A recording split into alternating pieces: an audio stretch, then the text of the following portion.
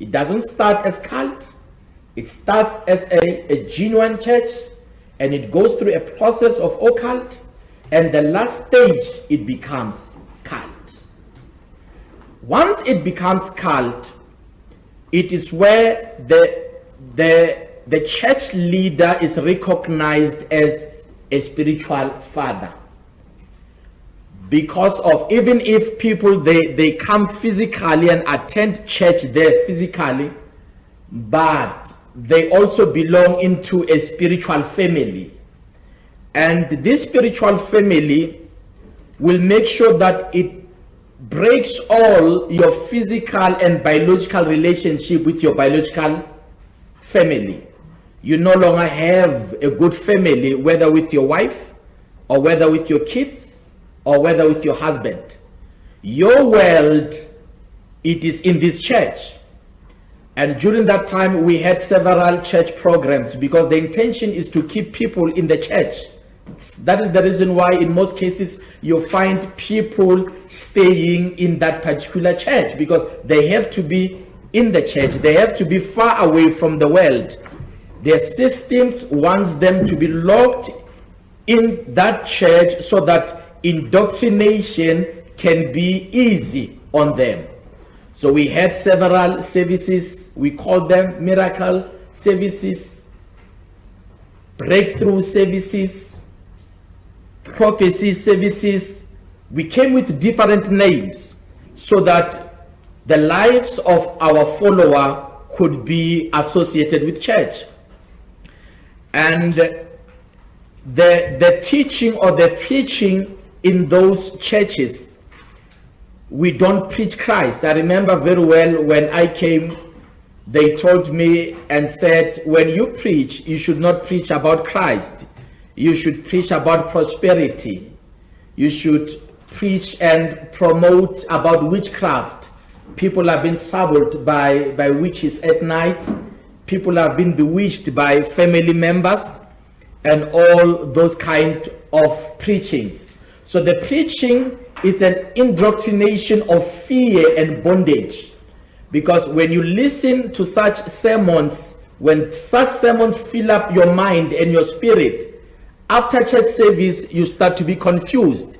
And you start wondering and said, last night, indeed, I had a dream where people were chasing me. So this means that I've got a spiritual attack. And when people realize that, we open what we call one-on-one consultation. So this is a system, as I've said, Mr. Chair, that it starts as a church and it goes into a level of acquiring power from witch doctors or becoming part of a secret society. And once it becomes part of the secret society, it becomes part of a cult where the church leader has the final word on every member in the church. And once it becomes an occult, it goes to what we call one-on-one consultation. The real purpose of one-on-one consultation, Mr. Chair, is to have a direct influence to your members. Because pulpit is where you use it to advertise your powers or to demonstrate your powers to the crowd. And once people saw that you are able to prophesy, people calling them by names, which I will come on that part on how do they do it.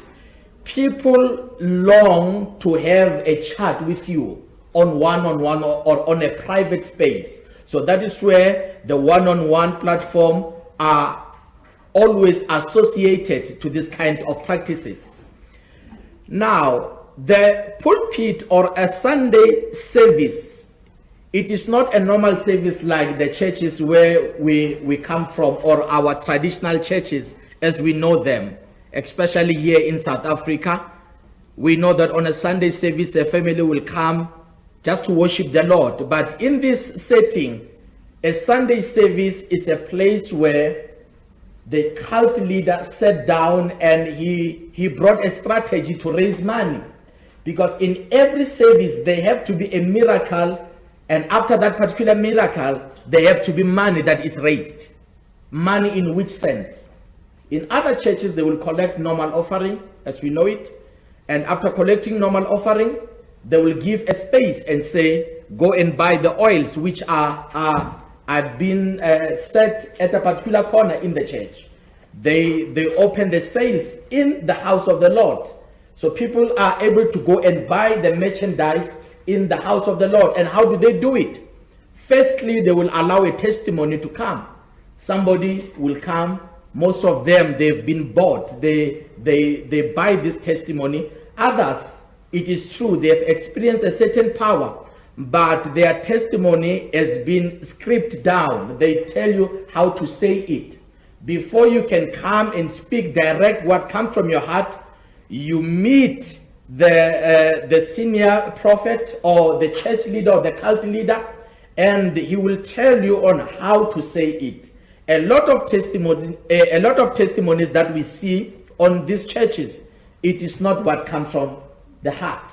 It is what has been manipulated, and somehow it is very amazing on how they manipulate it. Let's say, for an example, somebody says, I've been looking for a job, and since I used this oil, I did not get a job. Now, the one who is a spiritual leader or a spiritual father will be the one putting words in that person's mouth and say, the reason you did not get a job is because of witchcraft in your family. So when you testify there, you should say, the reason I did not get a job was witchcraft. And after I have used the oil, I've got a job. So how they structure their testimony is to promote the power of the cult leader and also the product that has been sold in the church. Then after that, people, they will flock and buy those oils. Once you have bought any material from those churches, you accept what I call a spiritual covenant. And this is where it's a little bit tricky, because it does not happen like a normal covenant, or you don't take an oath like what I have done this morning, Mr. Chair. This one, it happens spiritually. In which sense? In the following sense. Once you use, whether it is the water from the church or the oil or the salt, whatever point of contact that you use from that particular church, it is followed by episodes of dreams. Because these are spiritual matters. It does not manifest in the physical world. It starts by dreams. What kind of dreams? You can see yourself in that church, and you see yourself with the pastor giving you instructions. Those are the kind of dreams. The other kind of dreams, it can be sexual dreams, where a member always experiences this continuous kind of dreams. Other kind of dreams, they see themselves being underwater. It starts as a dream. Other dreams, they see themselves with the church leader giving them something to eat.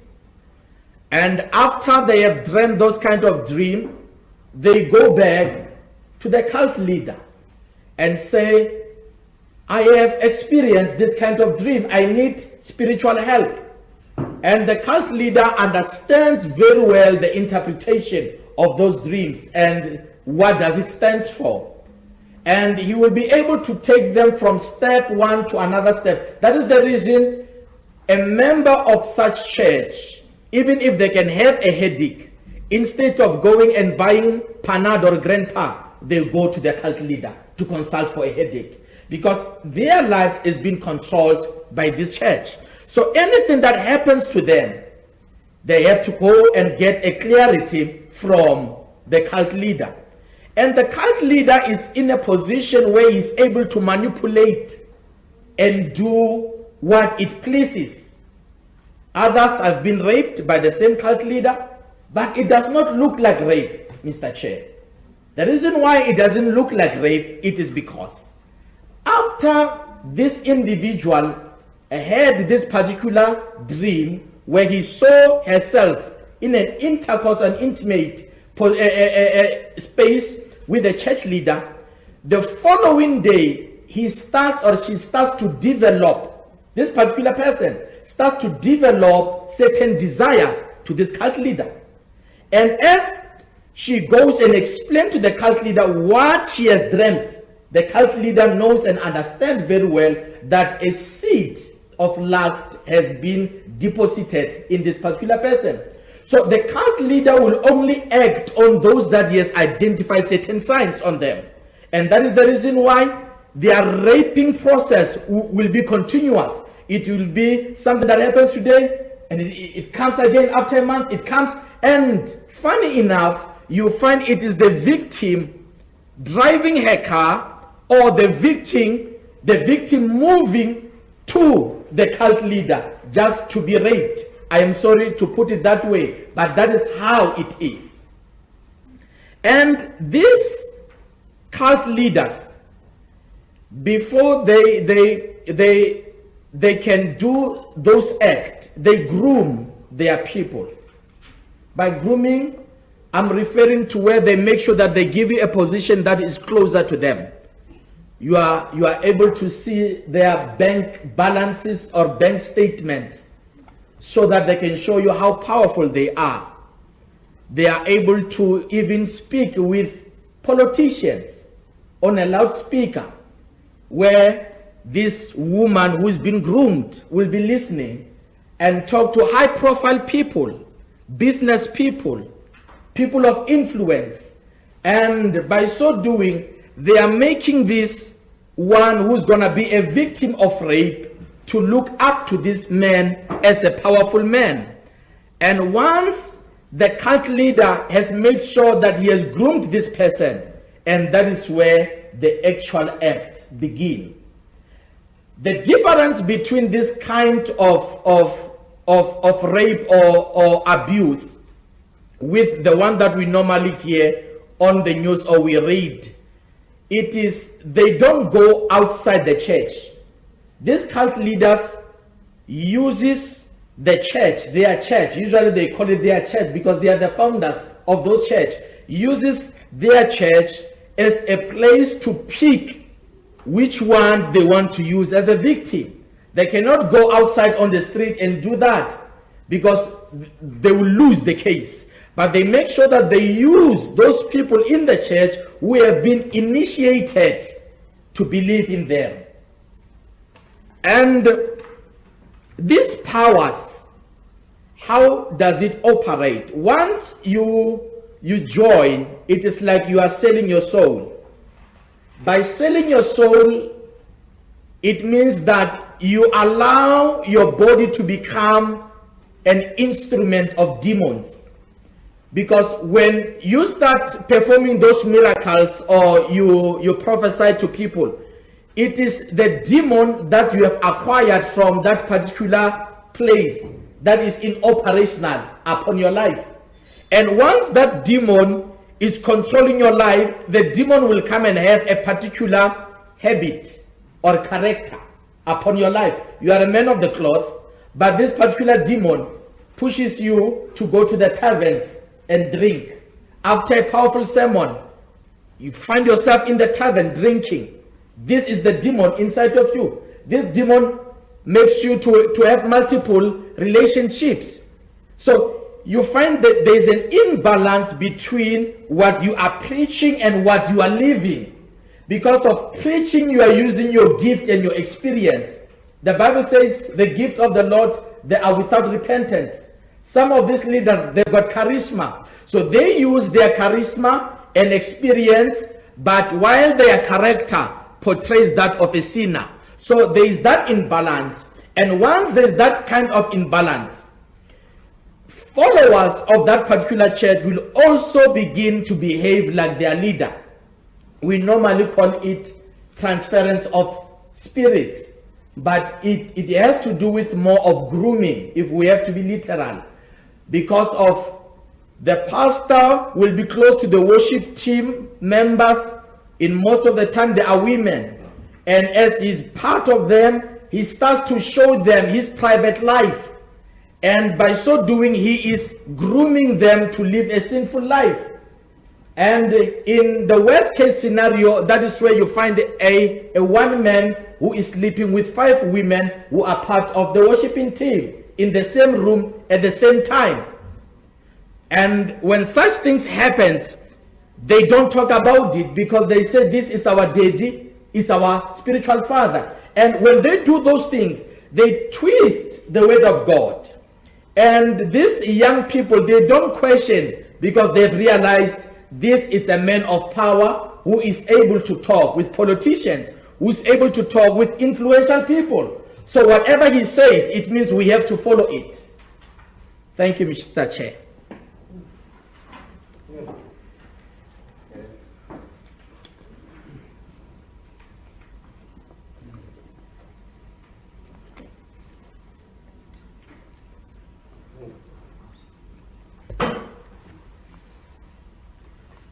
I'm just noting what I thought was important topic. This is Commissioner Tama, who just arrived now. Okay. Commissioners,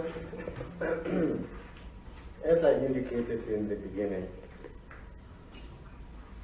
this is an educational process for us as a commission to understand what we're dealing with and the challenge that congregants are facing, the challenge that we also face in dealing with some of the complaints that come our way, how to deal with them, the issue of spiritual rape, how does it happen? Now, listen very carefully from the articulation of Apostle Mercado, making very clear what is actually happening in that environment, because it was a murky situation, very difficult to analyze, very difficult to uncover the underlying causes and effects and things like that. And so this morning we are privileged to listen to this. And I might also say that Apostle comes from the belly of the beast. He's not saying what he heard. He comes from the belly of the beast. When he said, I brought a head of a pig, he didn't say they brought a head of a pig. He said, I brought it. And I planted it in my church. So you have here politics, religion, money, and sex, all interwoven.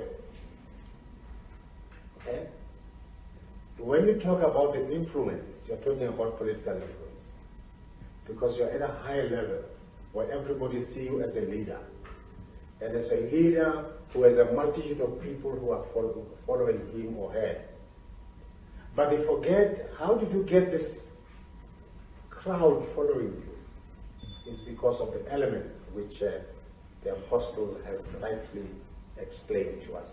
Now, I wanted to, it's a conversation. It's a real conversation. It's educational here. And if possible, we want South Africa to understand, to help us deal with the scourge.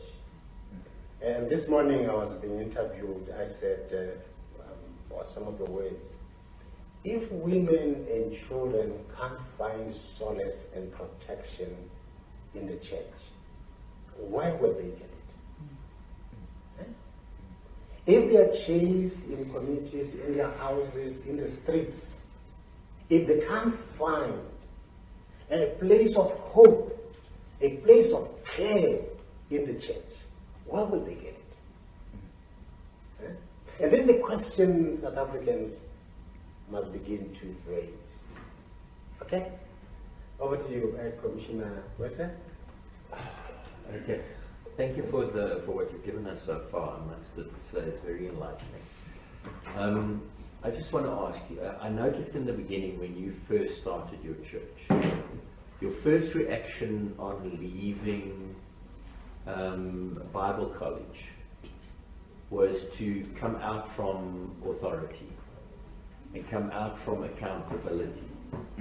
And I've noticed with most of the institutions that we've spoken to, where we have found potential problems like the 7 angels and all those sort of things. That seems to be what is lacking, that level of accountability, that accountability to somebody else. Would you say that is one of the core reasons for the manifestation of what we see? Question number one. Question number two.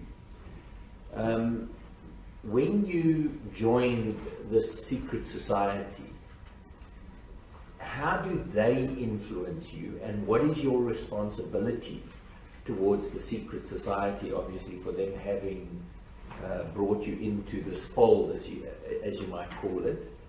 And were you made aware of other people within South Africa that were also part of this society?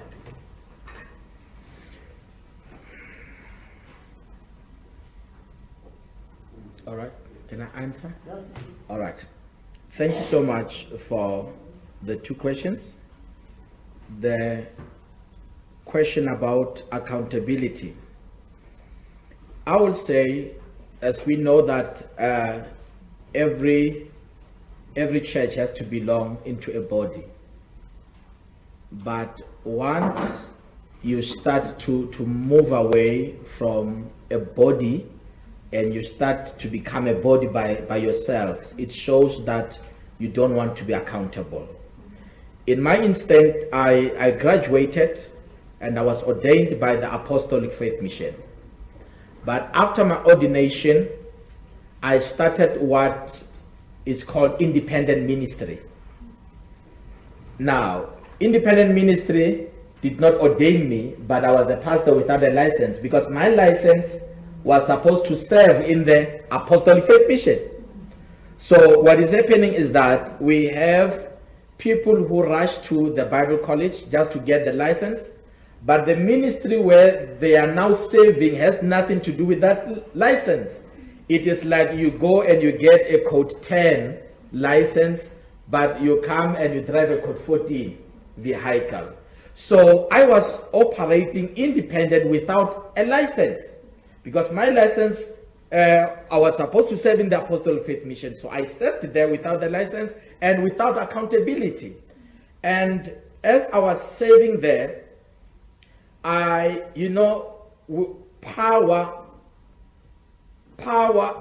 want the correct word, that power is dangerous because of it grows in you. Once you start preaching, there is no tempting place like the pulpit. Once you start standing there, people clapping hands for you when you preach, you start to develop more hunger for power. So I was not satisfied with the gift that I had of preaching or the message that I had. I wanted more power.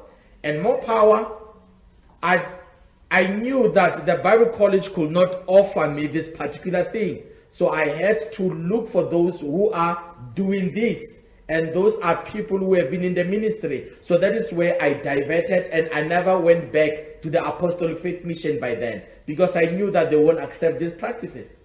So I stayed with the independent ministry so that I can be free to do anything.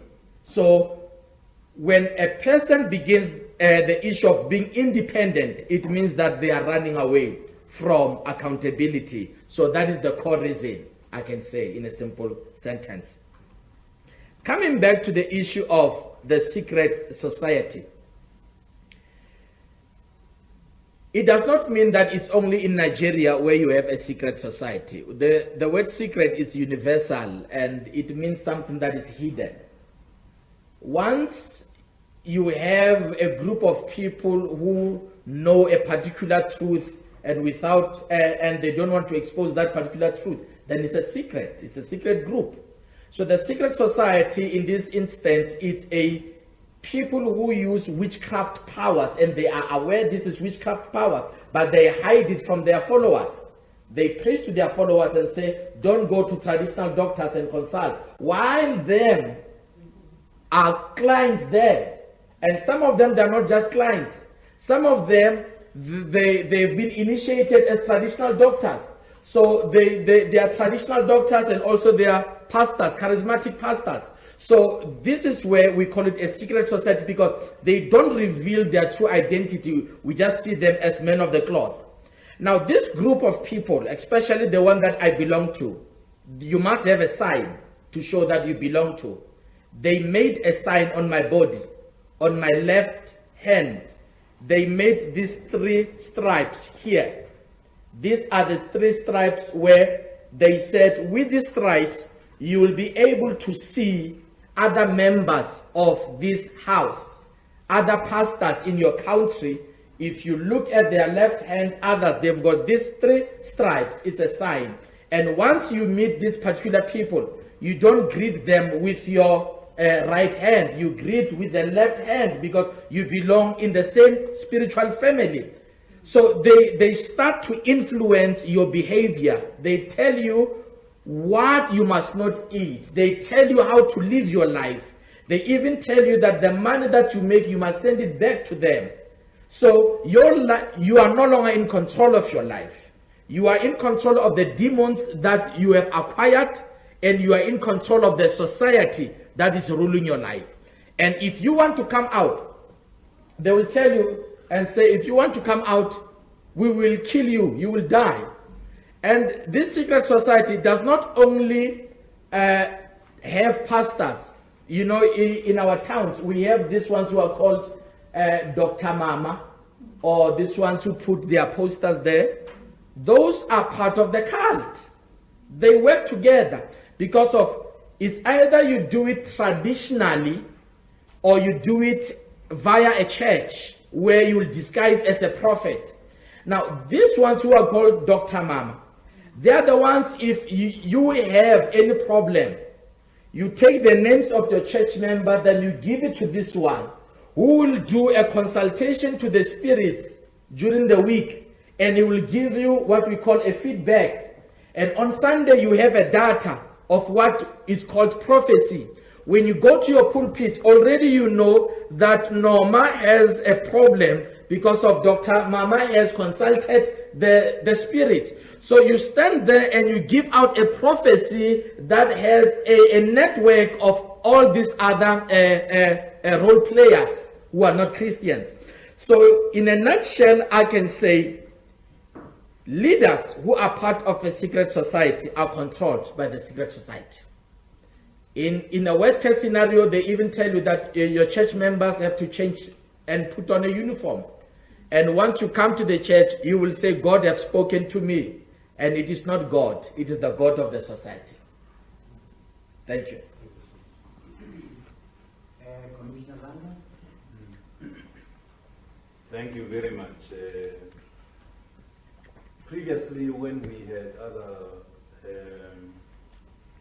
people testifying here, they spoke of the power that they went to get in Benin, in West Africa. And one, I think, even spoke of it as voodoo. So I was wondering whether the West African, the Nigerian experience is the same as the experience of voodoo in Benin. The second question is, when you look at Southern Africa, South Africa especially, there is a lot of people are really attracted to these churches, to the what you call the occult. And I just wonder if perhaps there is a difference between the people in South Africa as opposed to the people in other parts of the African continent when it comes to being attracted to this. Or what is it about us that makes us so susceptible to this type of churches, that we go in droves, we even cross the border and go and worship in Nigeria, for instance, as has happened in the past. Then I wanted to hear from you what you see as intersection between witchcraft and the work of traditional healers, because I'm wondering how you see that. I was going to ask you about whether there is a convention, whether there is a secret society in South Africa where the people like yourself who have been initiated into this have got a kind of fraternal relationship with others, but you have already answered that because you spoke of the 3 stripes where people can recognize each other. So I'll let that one slide. Thank you very much. Thank you. Thank you so much, Commissioner Langa, for these 3 important questions. I will start with the issue of powers, where the Commissioner asked about the voodoo, or what kind of powers are being used in these churches. There are different kind of powers. In this book, The Church Mafia, I speak about how I traveled. I did not go only to Nigeria. I also went to Congo, Democratic Republic of Congo, where I was initiated and I saw what is called Mamba Muntu. That is a half crocodile and a half human being. And I saw it with my eyes. I was not drunk. I was not under any influence. I saw it. It came. We went to the river during the night. It was a full moon. The light that was there was from the moon. As we went in that river, in an island called Congolo, in DRC, an island called Congolo. And when we went there, the man who was going to initiate me, they spoke French there. So the one who was interpreting for me is the one who took me there. So we went into the water and they did some incantation. And after doing some incantation, this being, it came, as you were in the water, you are able to see during the night. It's quiet. You are able to see some movement from a distance. The water was just splashing. There was a sound and it took my concentration. I saw it was coming. I did not know what it was, but they told me that they are going to call their god, which is half human being and half crocodile. This thing came with a very powerful speed. You know, if a person is swimming as a human being, you are able to know this one is a human being by the speed. But this one, it was an extreme speed. It was coming and it came behind me at my back. It held me here. I'm talking something that I saw it. Now, I could sense that it was big, and the cloth and the hand that touched me here, it was not of a human being. It baptized me, as in putting me in the water, and after that it gave me something like an egg, because I could not look at it because I was afraid. It gave me something like an egg, then I had to swallow the egg with the shell. Then from then, the man did some incantation, then it went away. The way it was breathing, I could tell it is not a human being. As they gave me the description, they said it's a half human being and half crocodile. And the hand, I could see this one, it was more of a lizard with nails. Now, after that episode, I had the encounter where I dreamt, it was a vision, this one, where I dreamt being underwater and being given instruction. So there is a physical manifestation that is also connected to dreams. So when a person has dreams, they are connected to the physical manifestation. So coming back to the question of power, as I've said, these church leaders, Commissioner Langa, they acquire different kinds of powers. The voodoo power, it's one of the powers. And that is the reason why these days, in most of these mega churches, on their pulpits, you find that they call it decoration, but it's not decoration. They put fruit.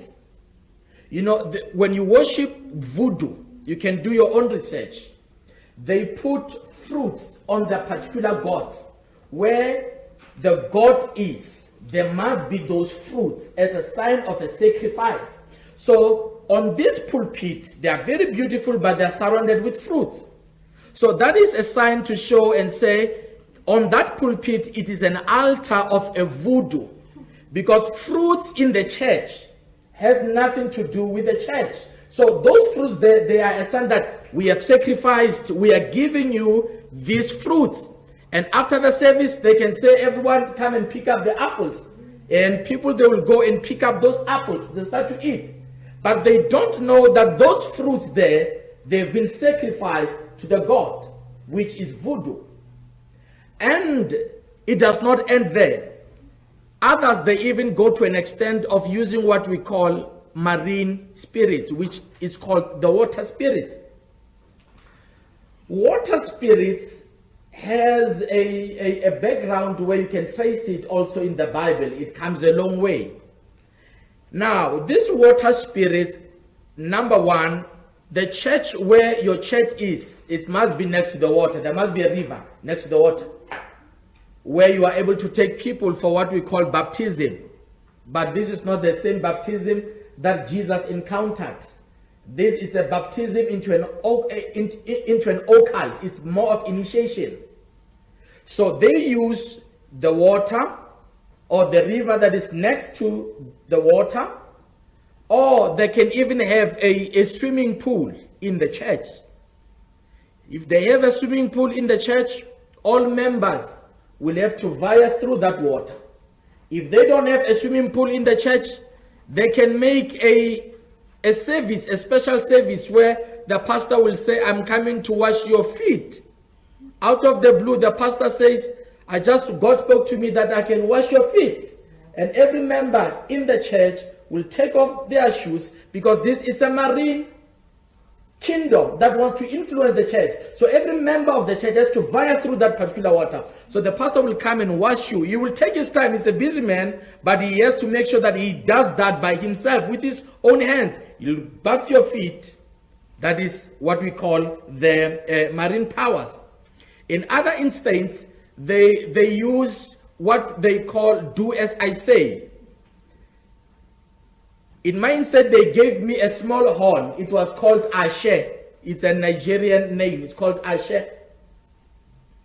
Now, with that horn that they gave me, they said before I could talk, I have to wrap that particular muti on my tongue before I go to the pulpit. So they collect a lot of powers. Others, they even bury live cows, live animals in the church, so that their church can remain as powerful as they want it to be. So attending such churches, it makes church members to be victims of these kind of powers. You go to one building, but you've got more than 20 powers and you are not aware. Yet you are the one shouting the name of Jesus, while you have been possessed by many powers in that particular church. And these powers, they work for one purpose, to bring the crowd. All they want is numbers. So they do anything that they can for these powers. And all these powers, as I have said earlier on, they've got their own characteristics. Some of the powers, they want blood sacrifice. That is the reason other members will die. There can be a stampede in that hall, there can be a stampede in that crusade, but life has to be lost in that particular environment. Others who are close and who've got, let's say, a particular gift, you can be a musician who's been loved by people in that church, and you are close to the pastor. As time goes on, the musician can have an accident. So they cause some of the members to experience untimely death, because those will be part of the sacrifice that these powers are looking for. I'm coming to the issue of South Africans.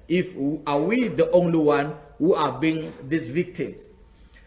When I went to Nigeria, I was shocked to see how the world, that's especially the religious world, it is that side. People are practicing occult openly, Mr. Chair. In Nigeria, it's not something that people can hide it.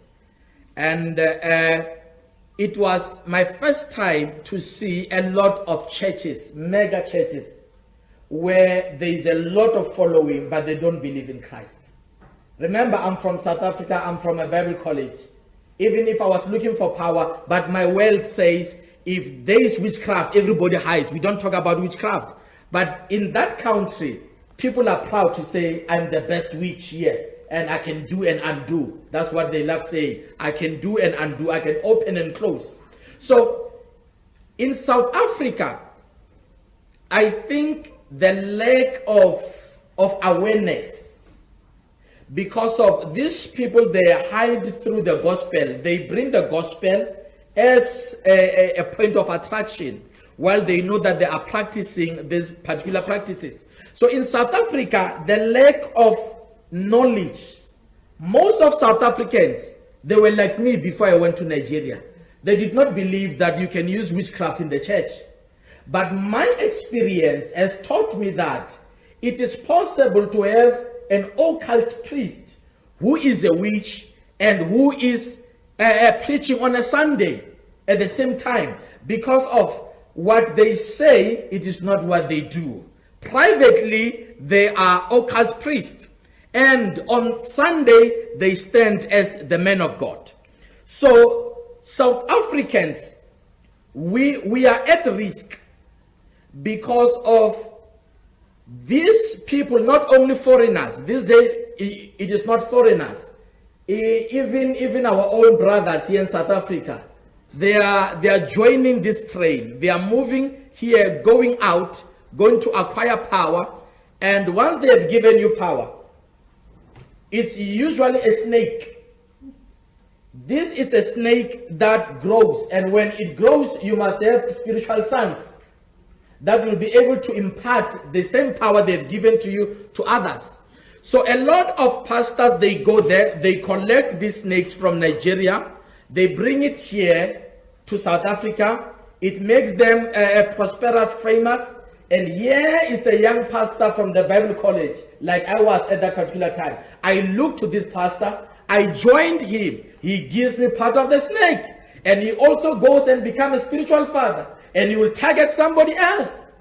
And the other painful part, Mr. Chair and the Commission, it is that once you collect these powers from this country, you must make an oath that through you, other members of the secret cult, they will come to South Africa. So once you are successful using those powers, you will go back and collect other members who are struggling in that village, and you bring them here to South Africa, and you open a branch. You give them money, you do everything, they lead a branch. And what happens? South Africans, they flock there, and they call another one, they come. So this, it becomes a chain.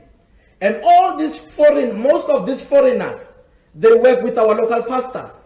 They work with people who are in high position of influence, pastoral fraternity. Most of those people in those top positions, they work with them. But it looks as if they are fighting. When you look at them, it's like, I know, they are fighting. But they know that they are working together.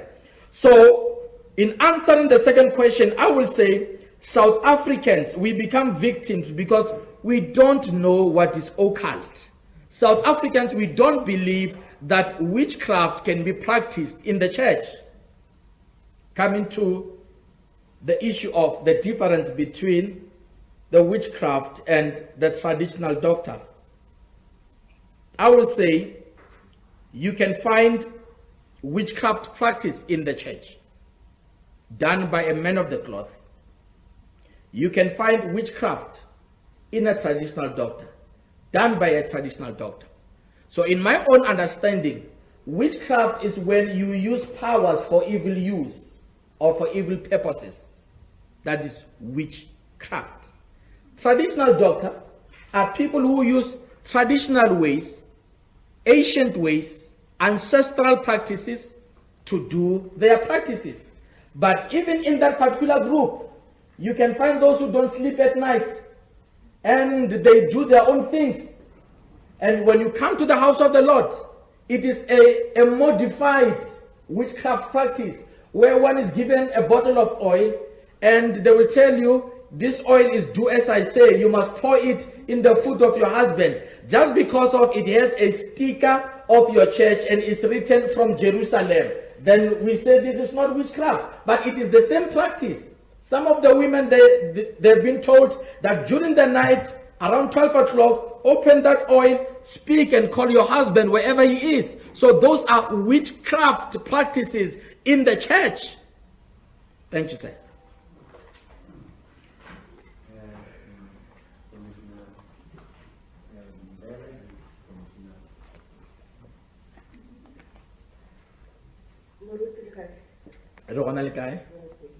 You're speaking to Commissioner Ndele. By disclaimer, me Sambo. Okay, ma'am. I've been in Sambo since birth, I think.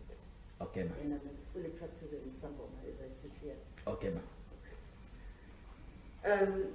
I think the same question I would have asked to say, being a Sangoma and being initiated and through sickness that I was sick. Okay. You talked about water spirits. You should know that we get initiated as well through water spirits as well.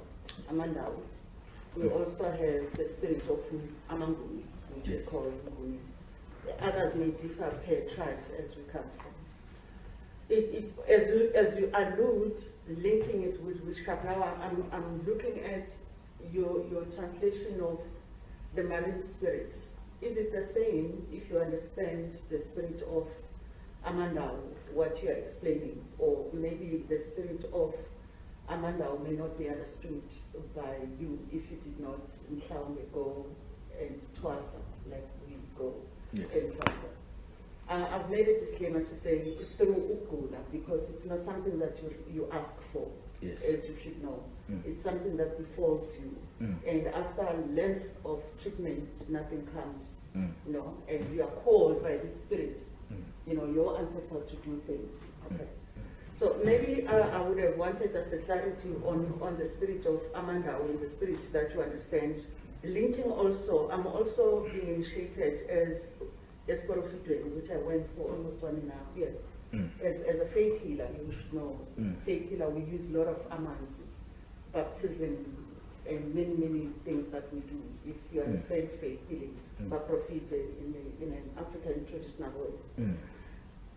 The spirit that we looked at, because when we go there, it has not necessarily has to do with your ancestral spirit. It's a spirit realm where your spirit that you talk to, you are washed using the Most High, you know, space and praying and so forth and so forth. So I'm giving already 2 spirits that we use as marine spirit or water spirit that we say. What will be the differentiation in your understanding with what you are alluding, maybe from the West Africa? The other one is terms that we use. In South Africa, as African, Abangoma and so forth, we do not have terms that called Dr. Mama. I think you should know that. We are just called Abangoma and Ugogo, Umkulu, and so forth.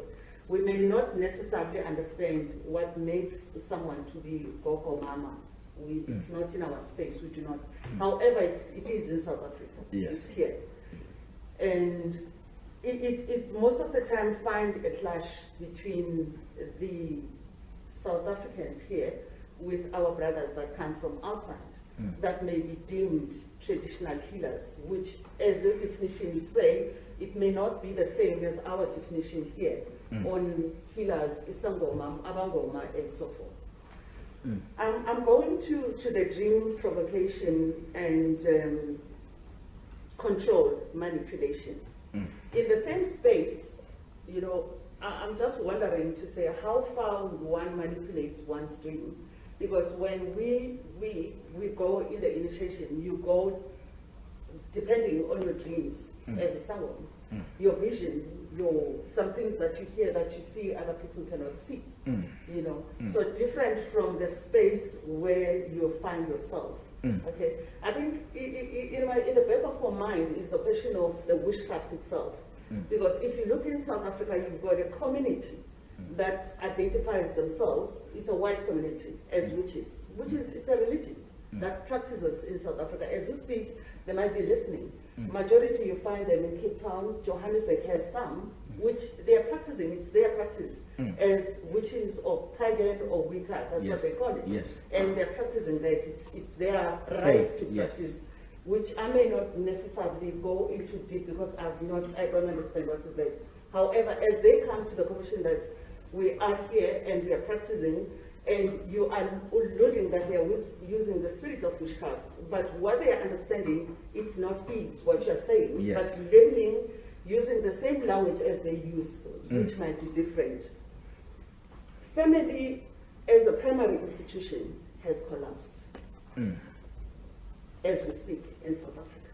Faced with divorce, with a lot of things, abuses, sexual abuses, which we do not know such a magnitude, epidemic, if I would say, because it's out of hand, it's coming from. How do you see us, if there's a chance, restoring this institution of a family, if there is a chance of ensuring, that it can be done? Okay. Maybe before you answer, I just wanted to check the explanation of the commission.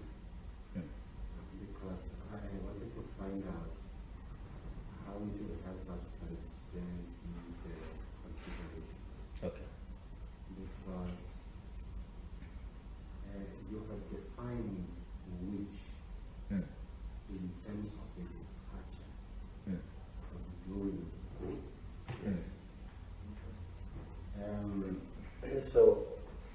So in which is a variance with the good.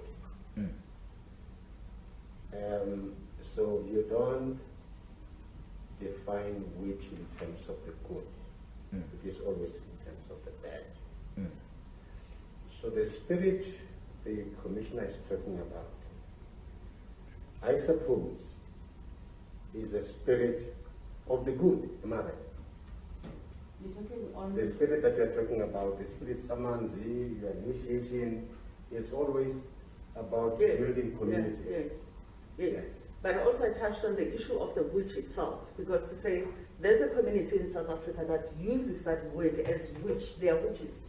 It's a white majority, it's white communities, and they're practicing it, not in a bad way, but I'm not sure whether in a bad way, but it is something that is there, because I'm wary of the name that we may use, and they come to say, but you claim that we are as witches, and we know that.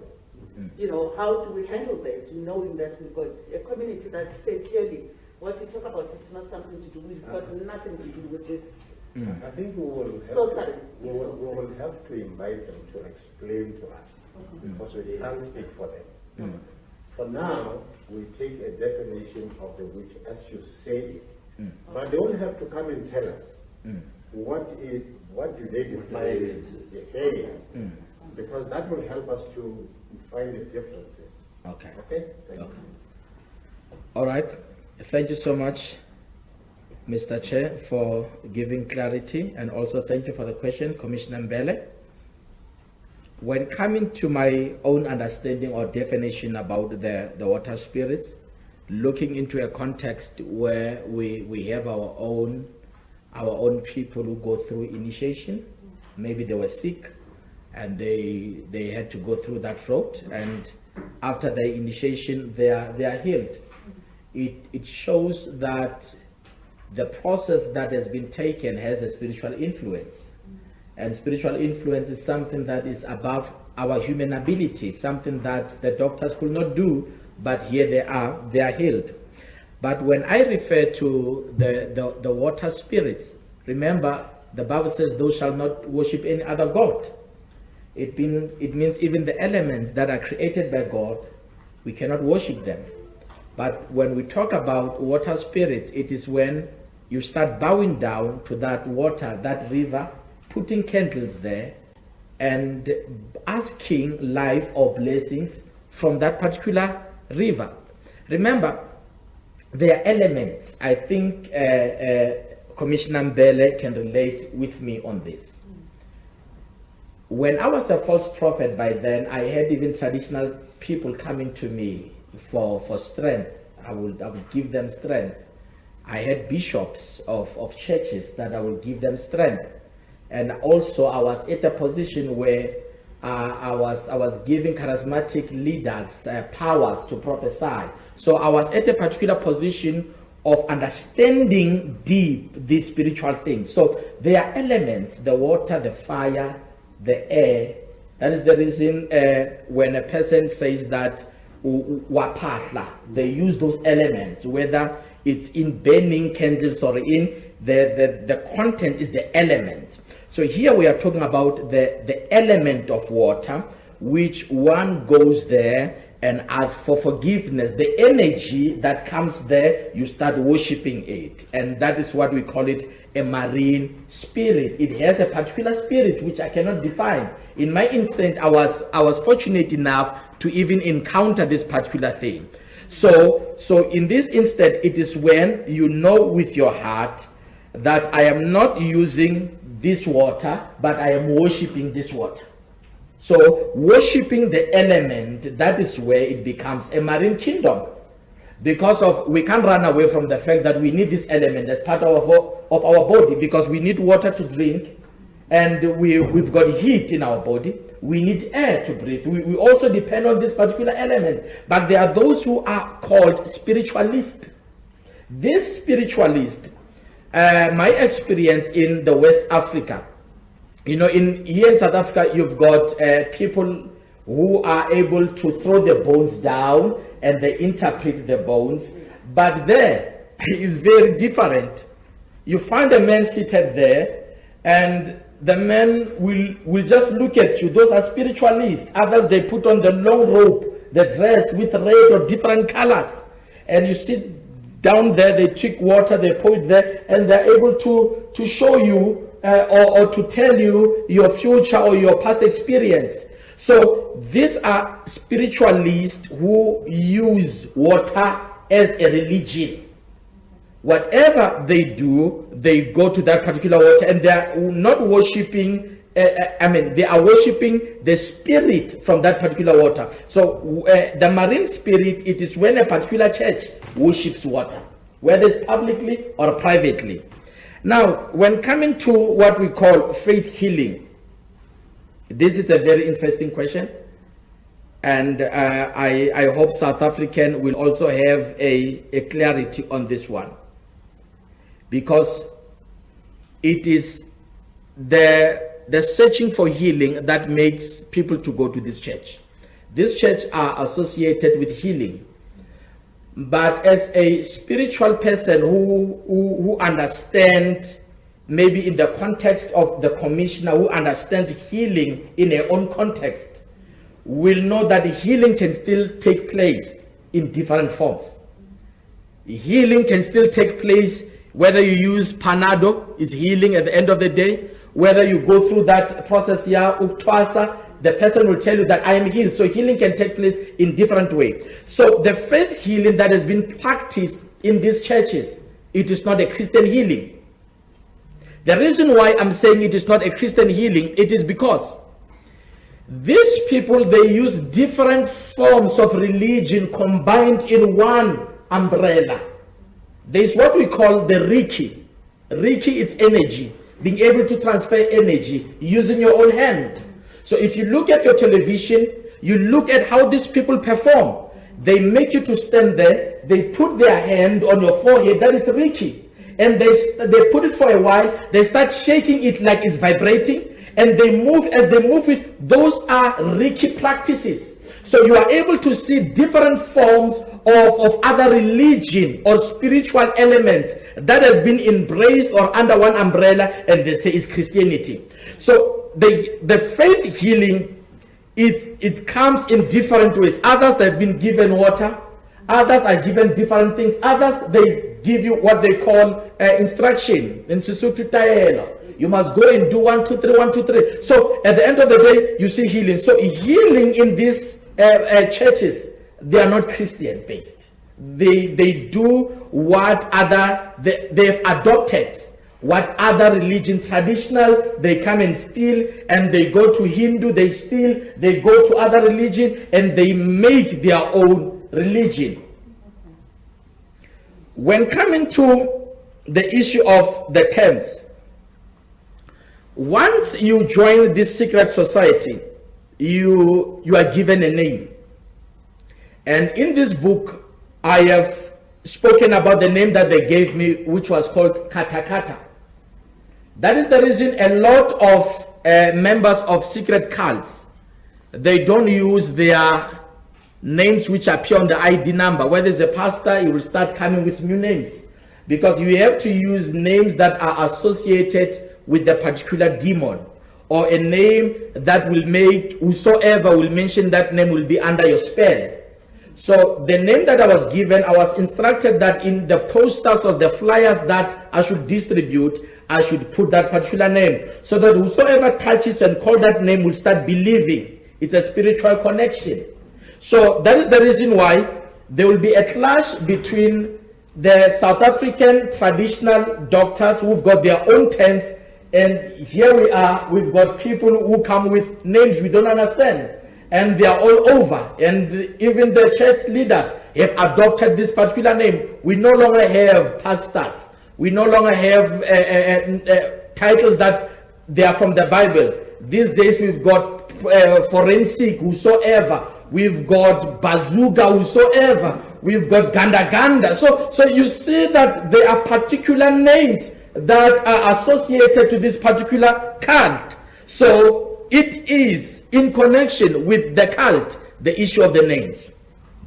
Coming to the issue of the dream or manipulation, mind manipulation. I will go back to the issue of the healing, because this is how it happens. They make those who are sick to stand there, and they will say, look at me in the eye. The pastor will look at the one who's sick direct in the eye for some time, and you wonder what is happening. Remember, the eye is the window to the soul. So there is a transference of that particular spirit from the pastor into this person's eye. For some time, as the pastor is looking into the eye of this person, he will start to control. So there's what we call mind transference, thought transference. They control it from your thoughts. Others, they can hear you, they can hear the voice of the pastor telling you to do whatever they want you to do. So the thought transference does not only end in that church. You can be home, you can be wheresoever. The pastor, that is where witchcraft comes, the term witchcraft, using or manipulating powers for personal gain or for evil. So they use the mind control or calling of the soul. During the night, they can call your soul and give you instructions. They can say, we want you so and so to come and give 10,000 tomorrow. Then as you are seated, you just feel, no man, I need to give my pastor man. Where does it come? It comes from the thought. Where does the thought come? It comes from the thought transference. That is witchcraft. So these people are able to send certain thoughts to their victims. So the issue of the dream and also the mind manipulation, it comes from there. But it does not end there. Maybe the commissioner will also help me on this one. Because when I was a false prophet, I remember they taught me this technique where you are able to take what you call African potato. There's African potato. If you take African potato, you boil it, and it becomes more like brown. You take that water, you give it to somebody else, and after drinking that water, the person will, I can't say they hallucinate, but they are on a certain trance. And it is like a spiritual encounter where you are able to see things that normal people, they don't see. That is African potato. Now, I used to take the African potato, then I will cook it, mix it with porridge, and give it to people to eat. That is the reason churches, most of these cult churches, they have what we call the eating. Eating is involved because most of the mutis are involved in the eating. There's something that has been mixed. This is not a normal eating where they invite a catering company, Mr. Chair. It is an eating that the prophet has brought his oil and said, pour it there so that members of my church can eat. This is an eating where the prophet has brought water and said, mix it there so that whosoever eat will be connected to the church. So during that time, I will mix porridge, mix with this water, give it to people. People, they will eat as porridge, but it will be sour. As they eat it, they go to these trends. Most of the traditional doctors, they say, Obona spili. It is like if Obona manabahao, or if you want to see who's bewitching you. So they use this road, where they give you something there, they put a white cloth and say, you must just sit there. And out of a sudden, you start to see something like a movie. You start to see your grandmother. So all those is hallucination.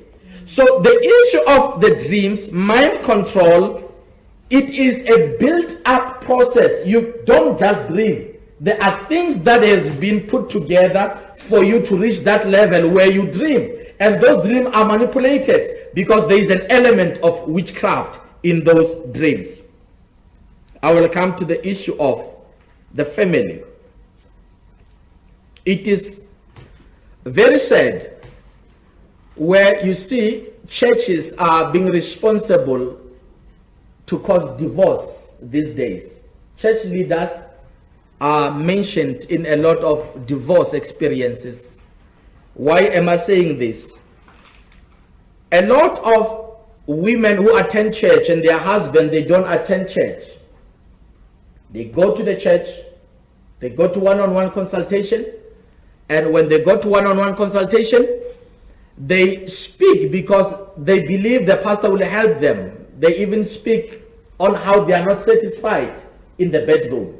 They are talking to another man who has more influence on their life.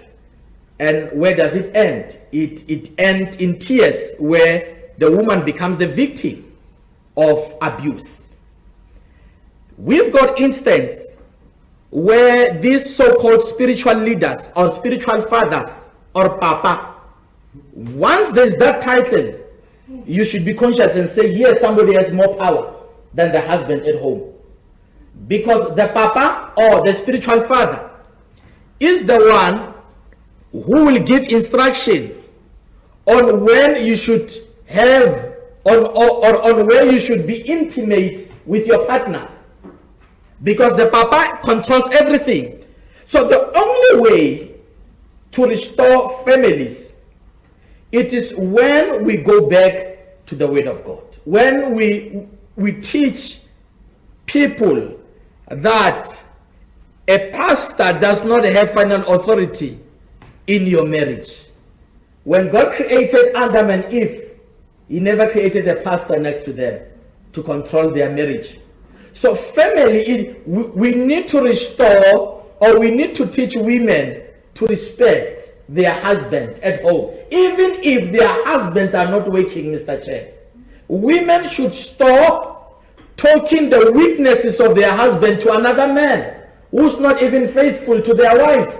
Because a lot of these church leaders, they've got affairs. So you come, you bring your own family issue to another man who is failing. Some of these leaders, they have divorced second time, third time.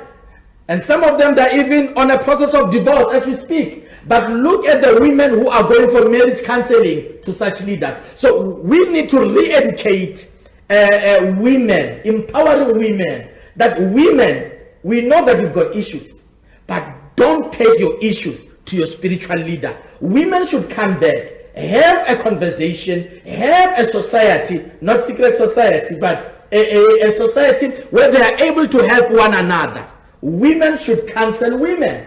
And in a case where we have a marriage counseling, we need professionals. Because these days it seems as if when you are a pastor, you've got a ticket and an advantage to become a marriage counselor, a financial advisor, all these things without a formal training. So you find a young man here, maybe of my age, seated doing counseling to an older woman who is talking deep and sexual content. And what happens in that? It will always create an uncomfortable environment. So we need to understand and say, pastors, they should do marriage counseling. They should be trained because they will be dealing with families. It is not knowing the scriptures or the Bible only that makes you a qualified marriage counselor. So we need professionalism. We need to educate the members of the church that they need to acquire professional help. For the fact that the pastor speaks in tongues does not make him a qualified marriage officer or counselor. I think I have answered the commissioner. Thank you. Thank you very much, Chairperson. I just want to check with you, Maureen. No. I have observed, and you have also said that once people become members of these churches, they are somehow separated from their biological relatives. Yes. Why is this important to the church leaders?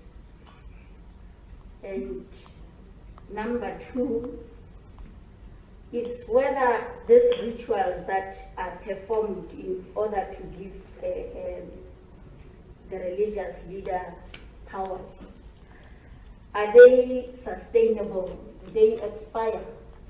And what happens to the congregation if the leader dies? Okay.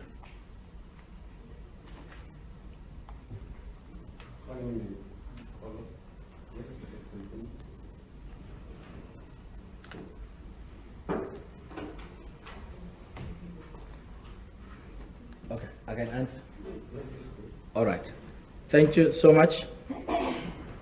I will start with the first one about separating biological family and establishing what they call spiritual family. Cult churches, or these practices of this strange phenomenon that we are faced with, they want control of a human being. That's what they want, full control. And full control, it means that they want to be the only voice that speaks over your life. So they will separate you, whether by prophecy, they will tell you that your grandmother is the one behind your failures, trying to separate you from your biological family. They will separate you from your biological family by saying that, using scriptures, twisting scriptures, like we are not of this world. You know, they just take a portion of scripture and you start to see your family as your enemy. And once they have separated you, you become lonely and they are able to give you the care. Others, they tell you, move from where you stay, you must come and stay at the church premises. And once you stay at the church premises, they become your provider, they give you food, they give you clothes, and by giving you, you see them as a caring people. You trust them with your life. And the other reason is that once they've separated you from family, is that whatever that they will do to you, you won't be able to share it with anybody because you are just alone. You came here looking for help and they are abusing you and you can't share this. And others, it starts like this. They give you a prophecy and say, don't tell anybody this. They make appointments and say, don't tell even your husband about our appointment. So they try to cut away all people who are closer to you or who can be a shield to you. Remember, family is a shield. We are protected by people who are closer to us. So taking away the family, they are making you to be alone. And they encourage you of what we call spiritual family. It goes back to the term of spiritual mother, spiritual father, because you now belong into a family that you are not related biologically, but you can stand and say, this is my father, and you reject your biological father who is seated next to you. You take care of your spiritual father, you don't take care of your biological father. So they do that so that they can win and control your life. Now, the rituals, there are different types of rituals that are used, and they are sustainable in different ways. There are rituals where you have to slaughter a cow, it needs blood. You have to slaughter a cow or a goat or a chicken. You split that particular blood on those altars. Remember, blood is life. Once you slaughter a blood on those, there is a pain that goes in that slaughtering process. And from then, the blood, which is life of that particular animal, is being given to this altar. So by slaughtering, you are giving life to this particular spirit.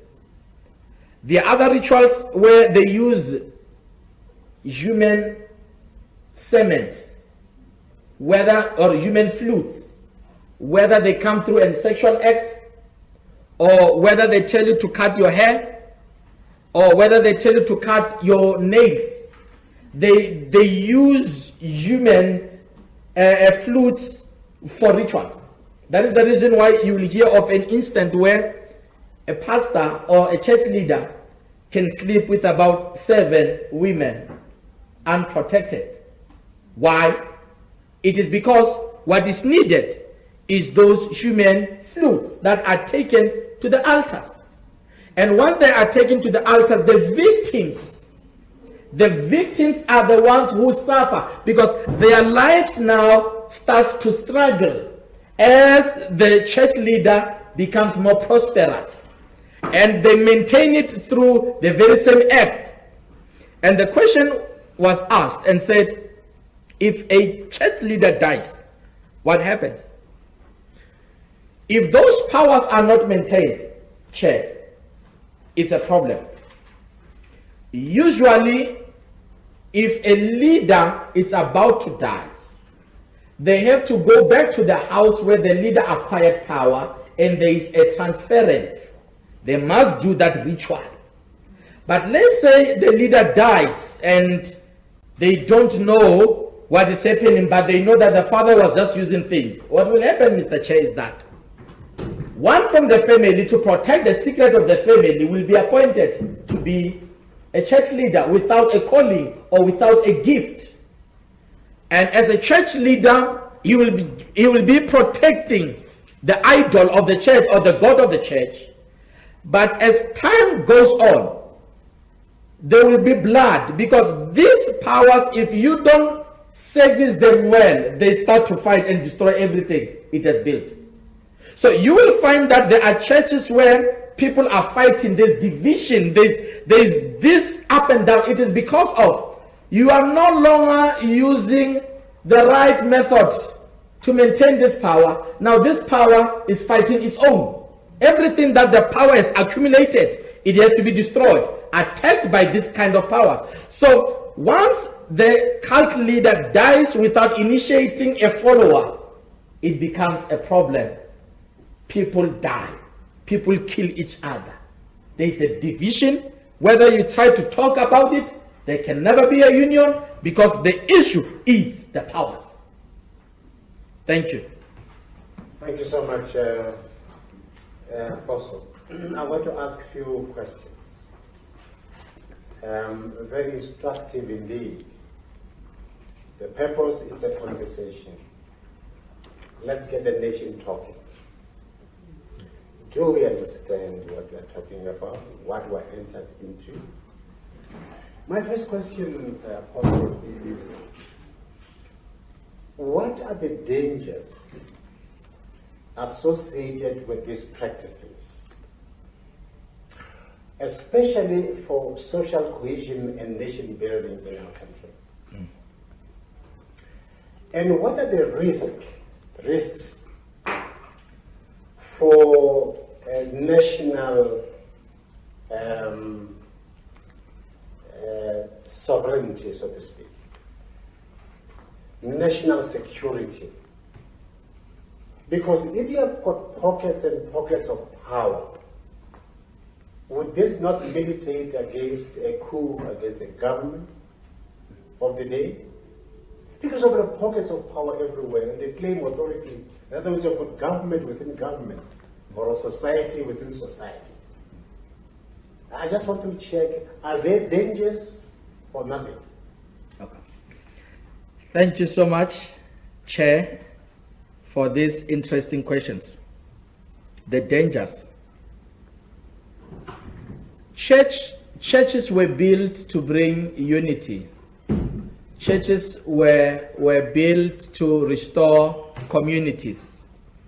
But these churches, they do the opposite. These churches divide a mother from their kids. These churches divide a husband from the wife. These churches are bringing division in our community rather than unity or national building. Why am I saying this? If you look lately on the media, or if you look on social media, you are able to see the depth of these church members who are able to fight their own family member while they are protecting their spiritual father. So it shows and it sends a message, not only in a family setting, but also churches are divided. The same churches where we say we are all Christians, but we are divided. We are fighting because others are protecting a human being. We use the same Bible, but interpreting it in different forms. So the danger of these cult or mega churches, it is not every mega church that is part of the cult. But the danger is that they don't build our nation, but they divide the nation. That is what I can say. So the danger is that through their indoctrination or teachings, you are able to see division from families, division in communities, division also in religion. Because this one, it reminds me in the Bible where this one says, I am of Paul. So people come and say, I follow a human being, and they are proud to say, I am following this person, while others are saying, I am following Christ. So there is that division. The risk of the national security. In my second book, that is called Initiated by My Spiritual Father, I elaborate more on this, because it is so sad that even politicians, they go to this church to acquire power, to get powerful positions in the country or in the world. So once politicians, they go there, we know these politicians as leaders or influential leaders. But once they are there, Mr. Chair and the Commission, the same man that we look up to becomes a child. Because in that environment, you are a child of the spiritual father. So the politician decides to submit just because of spiritual advantage that he's looking for. And what is funny enough is during the one-on-one consultation, politicians or business people, they go and say, I want to see the prophet. Then the prophet will come and they sit. And where they sit in that room, There are civilians, there are cameras, there are tape recorders that are there. The politician will talk. So and so is after my life. He talks private things and it's been recorded there. And once the politician moves out, then they start the blackmail and say, we've got information about you. You need to do 1, 2, 3 for me. So this spiritual purpose, they are controlling even the government in a sense that they've got things against our political leaders. And they use it as a blackmail. So I can say that the national security, Mr. Chair, is at risk. Because no matter what we can do, these spiritual fathers are able to escape where you've closed the door. And you'll ask yourself, how did you come out? It's because of power, extra powers, not spiritual power. They have the spiritual power and they have the political influence. So dealing with them, you are dealing with a deep government within our government. That is the reason why their entourage is being ushered by the government cars, policemen. When the pastor goes to church, the policemen, the traffic cops, they usher this person. These people, they've got diplomats, passports. When they go to the airport, it's because they've got spiritual powers which they are using against the politician. So at the end of the day, you find that our government is not only controlled by the parliament, but our government is controlled through an office of a spiritual father who is seated down somewhere else. Thank you so much. Before I give Commissioner a word, let me continue. I know the role of the Commission. It must be clear to the public. The role of the Commission is to protect and promote the rights of cultural, religious, and linguistic communities. And the three communities give the totality of South African communities. So our aim is to ensure that these communities enjoy their religion, enjoy their worship, undeterred. In other words, as a commission, we are not mandated to close the church. We don't close the church. We want the church to do what the church is supposed to do, or what religion is supposed to do. African religion, Hinduism, whatever, all those religions must do what they're supposed to do. And what they are supposed to do must be in line with the Constitution.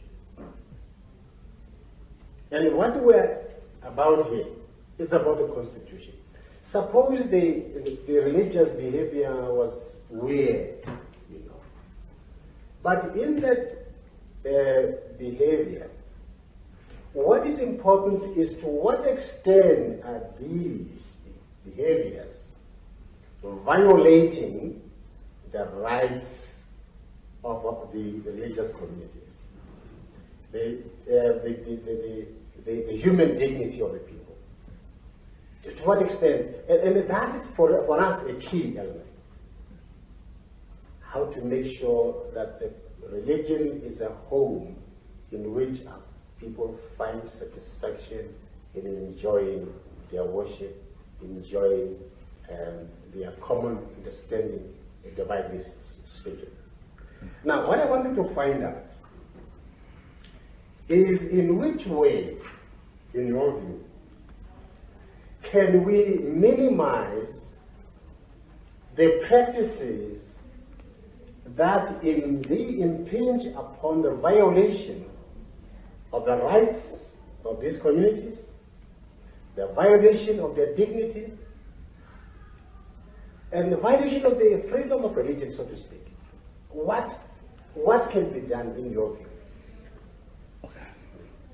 Thank you so much. I think what needs to be done is conversation.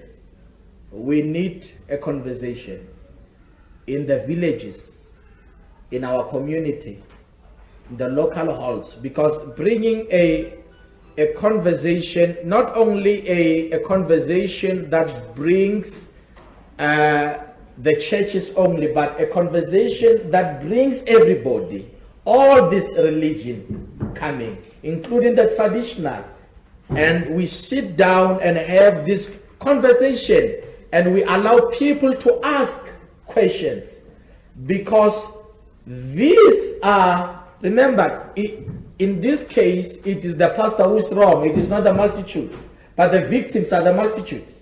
So it means that the multitude has to be educated, and education comes through conversation. We need to talk about this. You know, Mr. Chair, when I came out and tried to talk about my experience, a lot of pastors, they fought me, they hated me, because they said what you are saying is not something that should not be talked about. But guess what? Since I started to talk about this thing, they have stopped prophesying people using their ID number, because I revealed that. So the more we have a conversation and we talk about this thing, it will become less, because what is hidden, it is now exposed. So if we move and bring a conversation where people, even the victim, they are being given a chance, the community, to talk. Mr. Chair, I can say proudly so and say, there are more that you are still going to hear. What you have heard last week, there are more who are in their houses, they are crying, and they can't come here, but they need that conversation in their community. There are older women who have been raped by young men, who are called spiritual fathers, and others, they even died performing those kind of things. So there is more in our community, and the community wants to talk, and they don't know where to talk, because I try to talk. I was silenced by the pastors. They said, no, you can't talk.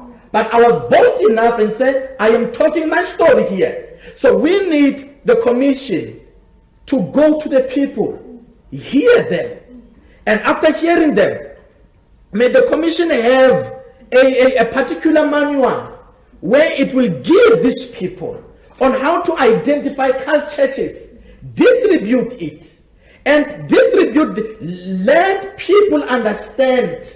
We need the arts who will come also, perform dramas about this, because other people, they don't hear by, they don't understand by hearing, but they understand by performance. We need dramas on this. We need to come together, because this elephant, Mr. Chair, it needs a community to deal with it. Thank you, sir. Thank you so much. Yes. Commissioner Borja, over to you. I just want to find out, am I correct in saying that when it comes to the cult, we've been told that bloodletting and the sexuality is an extremely important part of the manifestation of the occult, because this is what the power requires in order to maintain it. And then when it comes to that, are these practices restricted to religious institutions or those sort of environments, or are these powers practiced in other environments? And how would the other environments be able to manifest those things so that we are able to see it as individuals? Okay. Thank you so much. I would say these practices, they can also be found in traditional doctors. There are traditional doctors who have went somewhere to acquire extra powers as well. And they use the very same practice which the pastors are using. But in the traditional, it is, you can't see it, because of they're able to tell you and say it is the ancestors who said we must do this. So they have a way of manipulating it. So the reason why it is more vocal in the church, it is because it's a new thing. We don't understand this. because the Bible says sex before marriage is sin. So yet the pastor is practicing that. So we also have people, business people, who go and acquire extra power. We also have top influential people who've got houses, big houses. They are not married, and these powers, the instruction was said, you don't marry. They've got money to pay lobola, but they stay alone. So this is a practice that has been there for some time. It is just that now a lot of religious leaders have decided and have abandoned prayer and acquired this power. So it is killing the church and killing families. But if one person is using for their own personal things, that is something else. But now they are using this to enrich themselves at the expense of their followers. And most of these victims, their lives, if they don't get deliverance, their life becomes shattered, because of they are condemned spiritually, they are hurt emotionally. So when you deal with this, you need to deal with it holistically, which we need professionals, psychologists, to come in and be able to counsel these people, because a lot of things have been damaged in their lives. Thank you.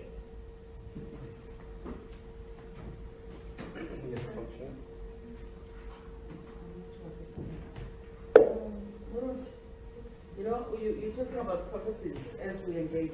Now I'm thinking, isn't it that because as Africans, you know, you know,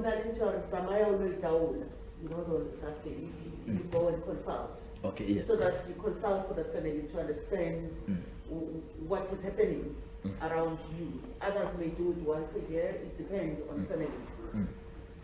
But isn't it that space or that action, it's what we see now coming in the space of the church, I'm not sure, in terms of prophecies, where you'll find mostly are driven by the fact that if I go to church, I don't feel well if I'm not being prophesied, or it's not being said about me. You know, maybe running away from the indigenous way of consultation, you know.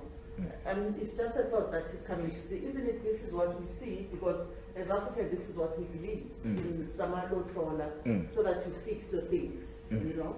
And fixing your things, there would be maybe some rituals that you do, or ceremonies, or rite of passages and things that we do, you know, which we see lesser of such things happening today, you know, which replaced by something maybe that it's no longer there, you know. Now I'm looking at how do we re-educate ourselves, because there's a space of Christianity on the other side, there's a space of African religion. Others would say we practice both Christianity in the purest form, but also we practice African spirituality or healing in that space. It's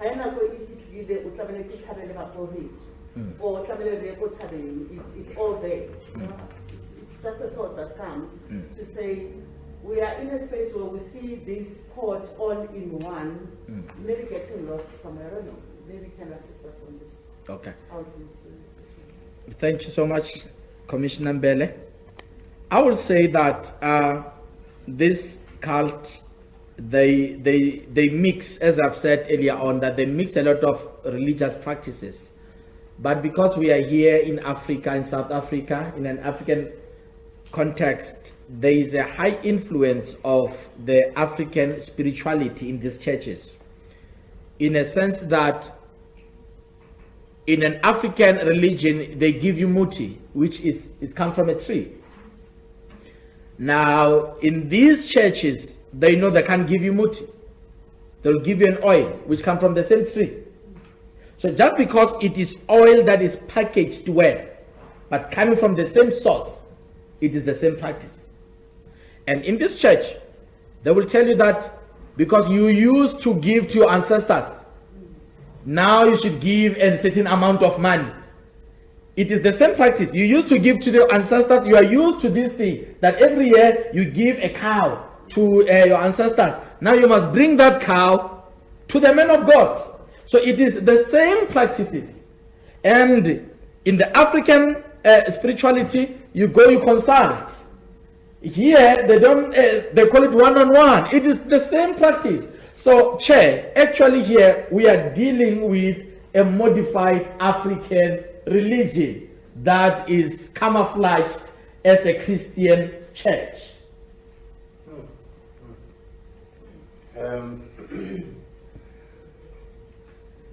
The issue, I think we need to come to the chase, cut it to the chase.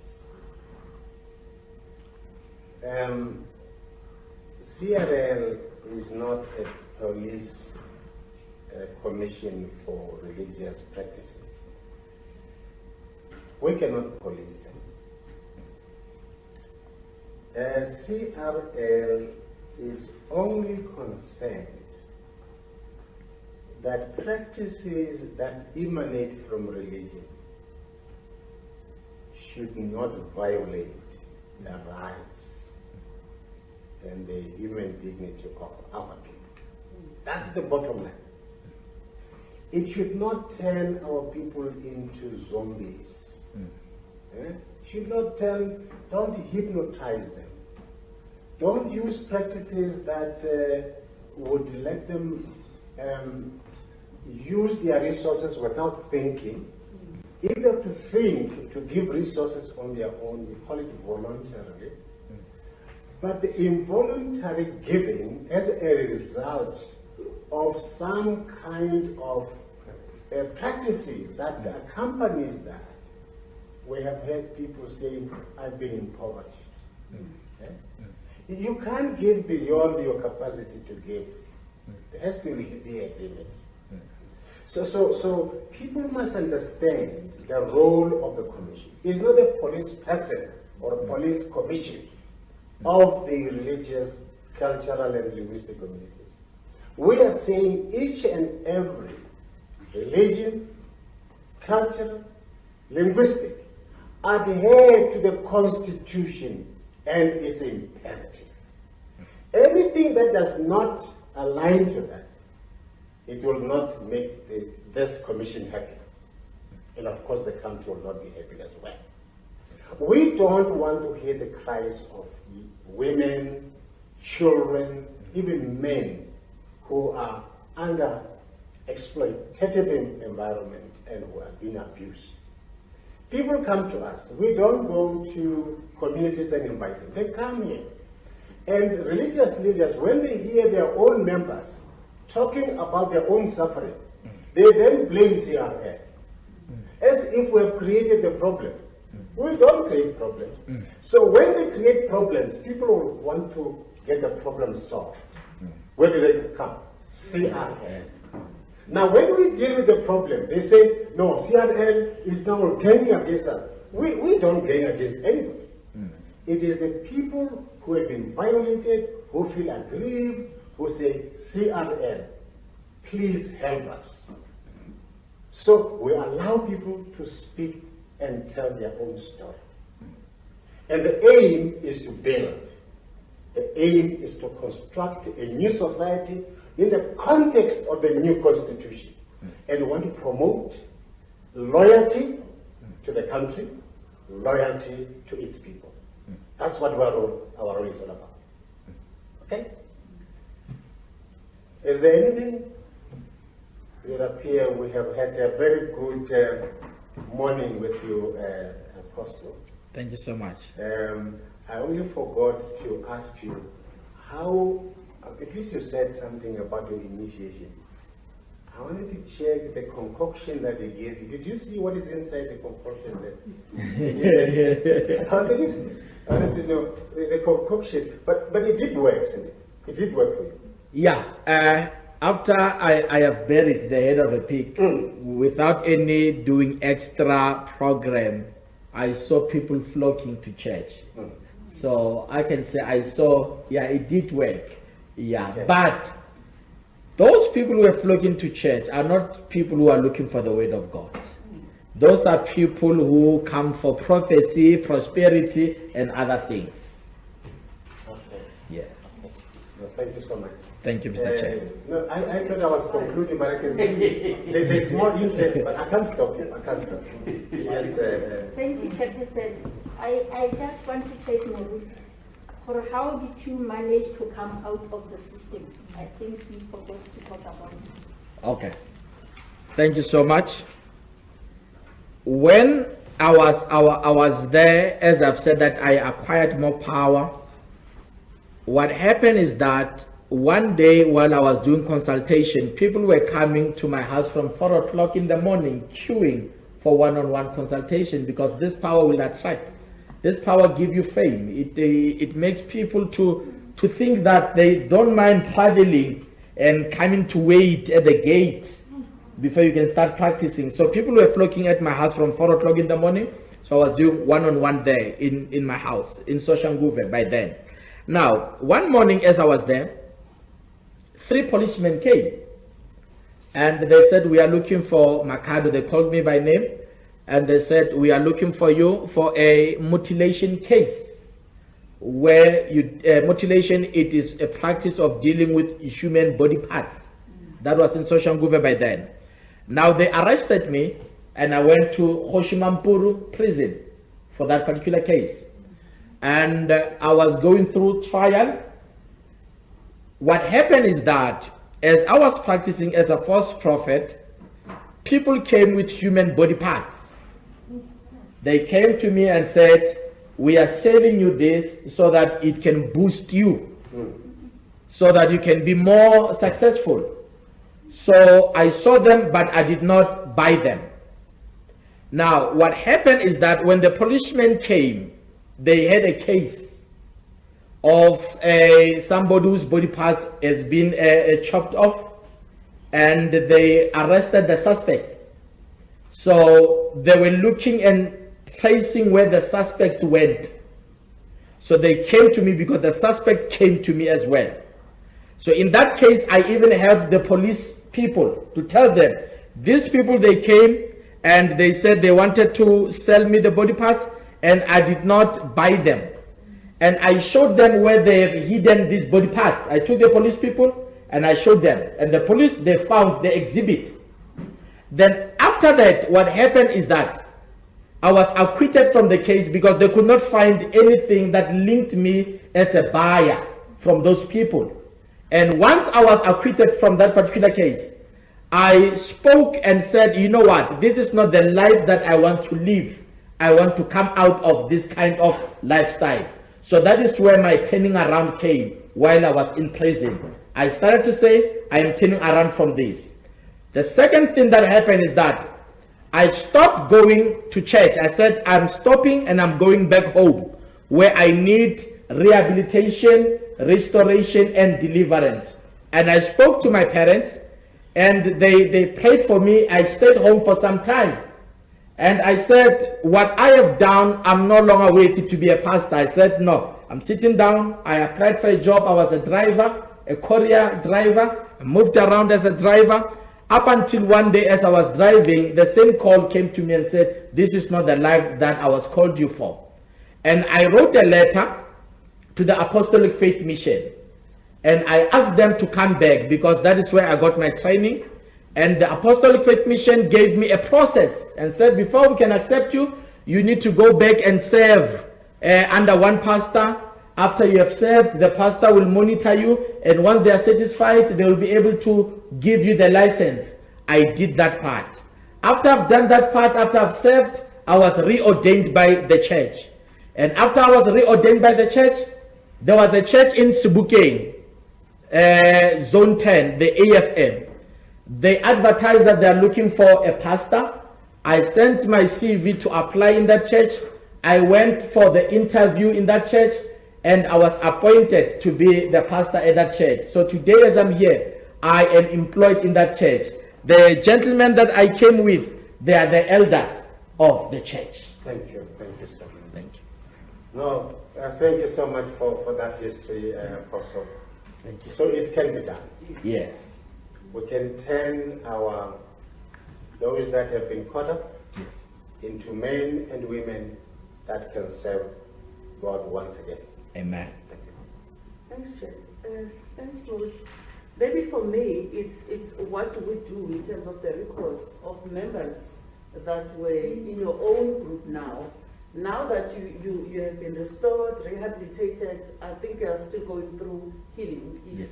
Because healing is a The process. process, yes. How do we ensure now that the ones that were captured in your own space, that at the time, we heal them because they're in numbers, which are still seated there, suffering the outcome of what you may have at the time, done. How do we strive to ensure that they are better? Amen. Their minds have come back and they're able to be, to be normal people as they were born. Yes. Not sure what normality is, but I'll just use that normality. Okay. What I have done when I said that I am stopping this, I closed the church and I spoke to them that I'm no longer a pastor, and I advised them to look for a church that preaches the true gospel. And I did not end there. I approached one national newspaper where I publicly apologized. Because part of healing is when you are able to confront your mistakes and you say to people, I am sorry for what I've done. And my recommendation is that look for a better church. Then others, they looked for a better church. We are still in communication. I was telling my wife the other day and said, it's so strange that once you have wronged somebody and they still send you WhatsApps and say, we are proud of you, of the work that you are doing to this nation. From hearing such messages from them, it gives me strength. So I did not end there. I move around with churches that invite me, trying to bring this awareness. So I think that the best way is when you give a person knowledge. So this is what I have done to share this knowledge so that people's consciousness can know the truth. Thank you. Thank you so much. Thank you, Apostle. I think I need to thank you on behalf of the Commission, because the Commission thought it necessary to have this kind of conversation. With the support of SABC, we are reaching South Africans as we talk. We are talking to the nation. And I'm hoping that many will come forward. We need to learn. We need to unlearn the things that may have upset us to become lesser than who we are as South Africans. But a great people in a great nation. And what is happening to us cannot define who we are. So it is important that we collectively define this vision and go forward. And thank you so much for coming to us. Thank you so much, Mr. Chair. Thank you.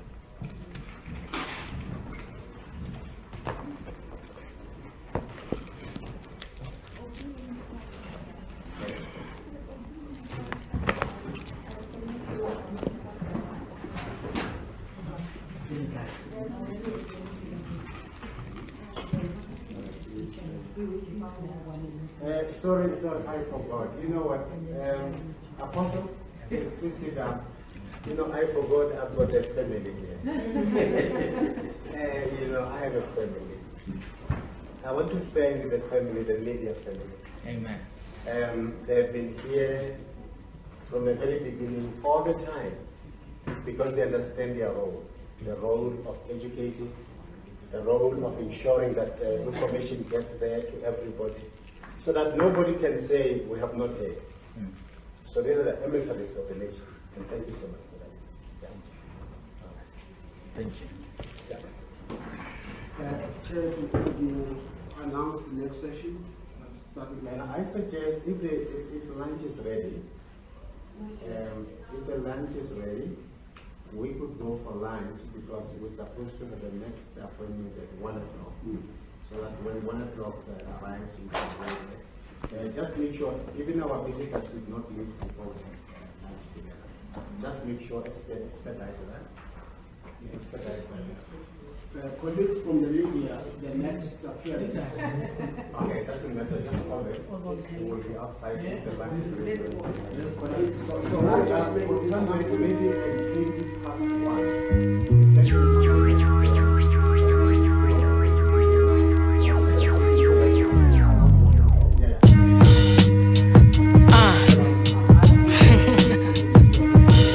Yo, I told these niggas I ain't stopping. Shea Butter Queen in this bitch. Yeah.